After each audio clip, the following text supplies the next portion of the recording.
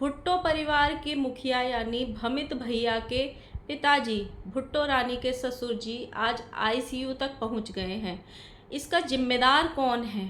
क्या भुट्टो और वंदना जीजी का परिवार इसका जिम्मेदार है? ये लोग बड़े सिटी में रहते हैं, बुला के इलाज करा सकते थे, बट इन लोगों को तो अपने ऐशो आराम से मतलब है, अपने पार्टी करने से मतलब है, नाचने गाने से मतलब है। बुलाते तक नहीं थे उन लोगों को। वो 2 साल से बीमार पड़े थे, चाहते तो इलाज करा सकते थे, बट इन लोगों ने उनको देखना भी ज़रूरी नहीं समझा। तो उनकी बीमारी का जिम्मेदार आखिर है कौन? भुट्टो परिवार यानी खासकर भमित भैया और वंदना जीजी के परिवार की इतनी ट्रोलिंग हो क्यों रही है?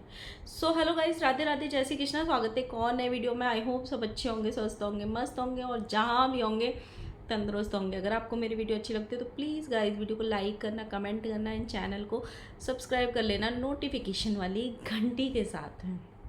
सो गाइस, कल से मैंने एक वीडियो देखी, 3 वीडियो मेरे सामने आई थी भुट्टो परिवार की, जिसमें उनके पिताजी चलते फिरते चेकअप्स कराने आए थे, इलाज कराने आए थे और सडनली आईसीयू में एडमिट करना पड़ा उनको पूरा ऑक्सीजन सपोर्ट देना पड़ रहा है और पूरा पाइप्स वगैरह लग रही हैं उनके। वो सब देख के ना बड़ा अजीब सा लगा कि जस्ट चेकअप कराने हॉस्पिटल पहुंचे थे और हॉस्पिटल में पहुंचने के बाद ही इतनी तबीयत ख़राब हो गई कि सडनली उनको सांस लेने में इतनी ज़्यादा दिक्कत हुई कि उनको ऑक्सीजन सपोर्ट पे ले जाना पड़ा और आईसीयू तक पहुंच गए। साथ में ना इन लोगों की बहुत ज़्यादा ट्रोलिंग हो रही है, भमित भैया की और वंदना जीजी के जो हस्बैंड हैं उनकी, कि ये लोग कैसे बेटे हैं, कैसी बहुएं हैं। इन्होंने खुद अपने वीडियो में बताया है कि वो लोग 2 साल से बीमार थे, मतलब जो इनके पिताजी थे उनको 2 साल से प्रॉब्लम थी। इन्होंने बहुत बार बोला भी कि आप लोग चलो हमारे साथ में या आ जाओ हमारे साथ में, हम लोग दिल्ली में इलाज करा देंगे, बट वो आए नहीं। बट ऑडियंस का ये कहना है कि ये लोग उनकी कद्र नहीं करते थे, इनको बस अपने ऐशो आराम से मतलब था, नाचने गाने से मतलब था, अपनी चीज़ों से मतलब था, इनको पार्टी करने से फुर्सत मिले तो माँ बापों पे ध्यान देंगे ना तो ये लोग कभी बुलाते थे और ना ही मतलब उनका ढंग से इलाज कराते थे। अगर इन लोगों ने टाइम पे उनका इलाज कराया होता तो शायद उन पिताजी की आज ये नौबत नहीं आती। बहुत सारी इन लोगों को हेट मिल रही है, मतलब भमित भैया को भी मिल रही है, वंदना जीजी के परिवार को भी मिल रही है। मतलब 100 में से 95% कमेंट इनको नेगेटिव मिल रहे हैं। जो लोग बहुत टाइम से जानते हैं इनको, हो सकता है ये एक रीज़न होगा, बट अगर आप इसका एक और पहलू देखो ना, जो लोग बहुत लंबे टाइम तक गांव में रहते हैं, जो लोग ओल्ड एज होते हैं ना, उनके बच्चे जब बाहर सेटल्ड हो जाते हैं, निकल जाते हैं, वो जब अपने माँ बाप को ये बोलते हैं ना कि आओ आप हमारे साथ आके रहो, वो लोग नहीं मानते हैं इतनी जल्दी से। वो अपना गांव, अपना घर, अपना पुश्तैनी घर, अपना आस पड़ोस, उनका ना एक अलग लगाव होता है उस चीज़ से। आप 1000 बार उनको बोल लो या फिर किसी बीमारी को उनको समझाने की कोशिश कर लो, वो नहीं सुनेंगे। बहुत सारे लोगों के पेरेंट्स, आजकल की जनरेशन के पेरेंट्स फिर भी मेडिकल सिस्टम को लेके या मेडिकल को लेके सीरियस होते हैं, वो टाइम टू टाइम चेकअप्स कराते रहते हैं। बट आप अगर पुराने पेरेंट्स को देखोगे, जैसे हम लोगों के पेरेंट्स हैं या फिर हमारे दादी बाबा हैं, शायद ही उन्होंने ज़िंदगी में ऐसे ही जाके कभी चेकअप्स कराए होंगे जब तक कोई सीरियस मैटर नहीं हुआ होगा, नहीं कराए होंगे, क्योंकि उनको ऐसे लगता है कि डॉक्टर पागल बनाते हैं। अगर वो किसी रीज़न से चेकअप करा भी लें और रिपोर्ट एकदम नॉर्मल आ जाए, उनको खुशी होने से ज़्यादा, पहले वाले लोगों की मैं बात कर रही हूँ, आजकल की नहीं, अपनी दादी के टाइम की या अपने मम्मी पापा के टाइम की, क्योंकि मेरे मम्मी पापा भी पुराने ही ज़माने के थे, तो उन लोगों को अगर रिपोर्ट नॉर्मल आ जाए तो ऐसे लगता था कि डॉक्टर ने उनको झूठ बोल के लूट लिया।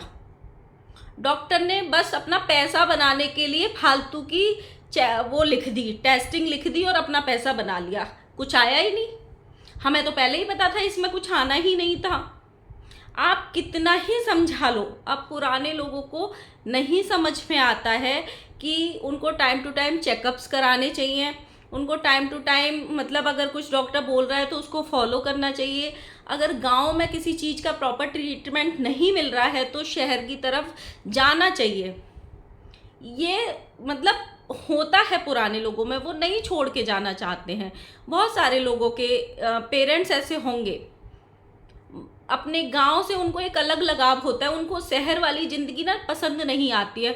उनको खुले खुले घर, वो 2 घंटे वहाँ पे बैठ गए, अड़ोसी से बतरा लिए, 15 मिनट कोई उनके पास आ गया, कोई खड़े होके उनको राम राम श्याम श्याम कर गया, वो वाली लाइफ उनको पसंद होती है। अब शहरों में क्या हो गया, हाई राइज बिल्डिंग हो गई, सबके अपने अपने फ्लैट हो गए, तो जो फ्लैट तक की लाइफ होती है ना, वो पेरेंट्स को पुराने टाइम पे जो अलग अपनी छत के नीचे रहे हों, खुले घर में रहे हों, वो उनको नहीं पसंद आता है। आप उनको कितनी भी सुख सुविधा दे लो। मेरी दादी बाबा पहले गांव में रहते थे, बहुत मतलब बहुत छोटा गांव था। जब मेरे बाबा की डेथ हुई, मतलब उसके पहले ही हम लोग एक छोटे सिटी में मूव हो गए थे, लेकिन उनको इतना कोशिश किए, नहीं आई मेरी दादी छोड़ के गांव को। कब आई, जब मेरे बाबा चले गए इस दुनिया से, तब उन पे तीनों बेटों का ये प्रेशर पड़ा कि हम तुझे अकेला नहीं छोड़ सकते हैं गांव में, तब मेरी दादी आई थी। अभी भी मेरी जो हम जहाँ पे रहते हैं वो बहुत छोटा सिटी है, जहाँ पे मेरे पापा और मम्मी रहते थे, वो छोटा सिटी है। ऊपर से मेरी दादी का वहाँ पे पूरा मायका था, उनके भाई मामा सब उसी में रहते थे। लेकिन मेरे ताऊ जी और चाचा जी जयपुर में रहते हैं, सोचो, कोठियों में रहते हैं। ऐसे बहुत ऊंची ऊंची पोस्ट से वो लोग रिटायर हुए हैं गवर्नमेंट ऑफिसर बनके। उनके खुद के बच्चे बहुत पढ़े लिखे हैं, कोई डॉक्टर है, कोई इंजीनियर है, कोई इनकम टैक्स डिपार्टमेंट में है, कोई भी ऐसे नहीं है। लेकिन मेरी दादी कभी भी मेरे ताऊ जी या चाचा जी के पास रहने नहीं जाती है। ऐसा नहीं है कि वो बुलाते नहीं है, वो बहुत बुलाते हैं, बहुत रिक्वेस्ट करते हैं कि तू हमारी भी तो माँ है ना, तू हमारे साथ भी तो रह ना, तू कभी नहीं रहती है। बहुत फोर्स करते हैं वो लोग, बट मेरी दादी नहीं जाती है। क्यों? क्योंकि उनका वहाँ मन नहीं लगता है। वो बोलती है मैं घर में कैद होके रह जाती हूँ, वहाँ पे कोई मुझे लोग दिखते नहीं है। अब हमारा घर कैसे है, चलते रोड पे है, अगर तुम उस पर बैठ जाओगे बाहर तो तुमको 50 लोग राम राम करके जाएंगे। उनको वो वाली चीज़ पसंद है, किसी दिन कोई आ गया मिलने, किसी दिन कोई आ गया मिलने, किसी दिन कोई आ गया मिलने, गली में चलते चलते कोई 4 बात कर गया, तुम अम्मा कैसी हो, उनको वो वाली चीज़ पसंद है। तो अभी तो मेरे मम्मी पापा भी नहीं है, सोचिए आप, मेरे मम्मी पापा ना होने के बावजूद भी मेरी दादी हमारे उस घर को छोड़ के 1 हफ्ते के लिए भी अपने दूसरे बेटों के पास नहीं जाती हैं। उनको मन ही नहीं लगता है वहाँ पे। सेम वैसे ही होता है। तो जो लोग अभी इस सिचुएशन को ये ट्रोल कर रहे हैं कि इन्होंने बुलाया नहीं, बुलाते नहीं थे, पता नहीं रीज़न क्या है, but one of the reason ये भी हो सकता है कि ये लोग बोलते हों लेकिन वो नहीं आए हों, क्योंकि शहरों की लाइफ हर किसी को पसंद नहीं होती है, उनको घुटन होती है फ्लैट वाली लाइफ में रहने में। बट अभी चीज़ें अलग हैं, जिस हिसाब से वो लोग पैनिक कर रहे हैं, खासकर मैंने भमित भैया का एक वीडियो देखा, जिस हिसाब से वो इंसान पैनिक कर रहा है, तो उस हिसाब से अभी उनको कंसोल करना ज़रूरी है कि एक सिंपैथी कि भाई ठीक है, कोई बात नहीं, टेंशन मत लो, सारी चीज़ें ठीक हो जाएंगी, आप टेंशन मत लो, वो कहने की ज़रूरत है बजाय ट्रोल करने के। देखो, अगर चीज़ें खराब होनी होती हैं ना तो सामने खड़े खड़े हो जाती हैं, सामने खड़े खड़े। पुराने लोगों का एक वो रहता है कि हम 100 तरह की देशी दवाई करवाएंगे, इस गांव से दवाई ले आए, इस गांव से, अरे मैं तो इससे सही हो जाऊंगा, अरे मैं तो ये मालिश करवा लूंगा तो सही हो जाऊंगा, मुझे किसी ने यहाँ पे बताया, यहाँ पे कोई पुड़िया देता है, मैं उससे सही हो जाऊंगा। वो आदत होती है बहुत पुराने लोगों में, उनको ये मेडिकल, बड़े बड़े डॉक्टर, ये सब समझ में नहीं आते हैं। और एक अपना एक विश्वास भी होता है कि बहुत सारे लोगों को ना शहर के हॉस्पिटल से डर लगता है, डर लगता है। और ये सच्चाई है, जिनके घर में दादी बाबा होंगे वो इस चीज़ को बहुत अच्छे से समझ सकते हैं। अभी फ़िलहाल देखो, हॉस्पिटल, वो ऐसी हालत, जब वो घर में आए, उन्होंने खाना खाया, नाश्ता भी किया, चाय भी पी, उनकी हालत को देख के बिल्कुल वैसा नहीं लग रहा था कि वो आईसीयू तक पहुंच जाएंगे, इतनी तबीयत खराब हो जाएगी, बिल्कुल देख के नहीं लग रहा था। बट हॉस्पिटल में जाते ही हो गई। बट ये अच्छी बात है ना कि अगर कोई प्रॉब्लम है और वो निकल के आ गई है, रिपोर्ट्स में डिटेक्ट हो गई है, अच्छी बात है, उसका टाइम से ट्रीटमेंट हो जाएगा, वो सही हाथों में, सही हॉस्पिटल में और सही टाइम पे पहुंच गए। बहुत सारी बार ऐसे होता है कि इंसान सामने खड़ा होता है और वक्त निकल जाता है, उसको ना 2 कदम चल के हॉस्पिटल जाने का टाइम नहीं मिलता है, इंसान आंखों के सामने से फुर्र हो जाता है।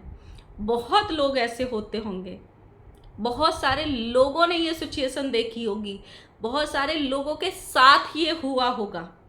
उसका क्या करते हैं लोग, पूरी ज़िंदगी एक मलाल रहता है उसमें कि काश हमको 10-15 मिनट मिल गए होते, काश हम अपने पापा को हॉस्पिटल पहुंचा पाते, काश हम उस हॉस्पिटल तक पहुंच गए होते।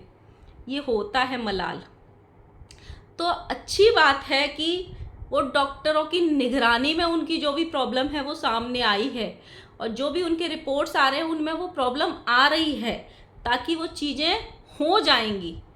बहुत बार ऐसा होता है, देखो हर बार बच्चे ही गलत हों ये बहुत ज़रूरी नहीं है। कभी कभी माँ बाप भी इतने जिद पे अड़ जाते हैं कि वो बच्चों की बातें नहीं मानते हैं। उनको लगता है कि बच्चे ऐसे ही पैसे फूंक देंगे, बच्चों को कुछ पता नहीं है, ऐसे ही डॉक्टर हमारे बच्चों को लूट लेंगे।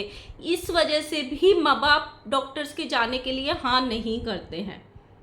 सो आप लोग बताना, भगवान करे वो जल्दी से ठीक हो जाए, क्योंकि वो जो पाइप आप वो जो दिखाते हैं ना, उसको देख के बहुत टेंशन ही होती है। चाहे उसको कोई भी हो, सामने कोई भी देख रहे हो, सबको ही टेंशन होती है। तो भगवान करे अंकल जल्दी सही होके अपने घर वापस आ जाएं और उनका अच्छे से ट्रीटमेंट हो जाए। लेकिन आप लोग मुझे ज़रूर बताना कि आपके घर में ऐसे लोग हैं या नहीं जो डॉक्टरों के जाने से या शहर के डॉक्टरों को जाने से डरते हैं या नहीं। आपके आसपास भी बहुत सारे लोग गाँव में रहते होंगे, अपने पुश्तैनी घरों में या गाँव की लाइफ में, तो उनको वहाँ से निकालना क्या इतना आसान होता है, उनको बुलाना, वो ज़रूर बताना। मिलते हैं नेक्स्ट वीडियो में, बाय बाय।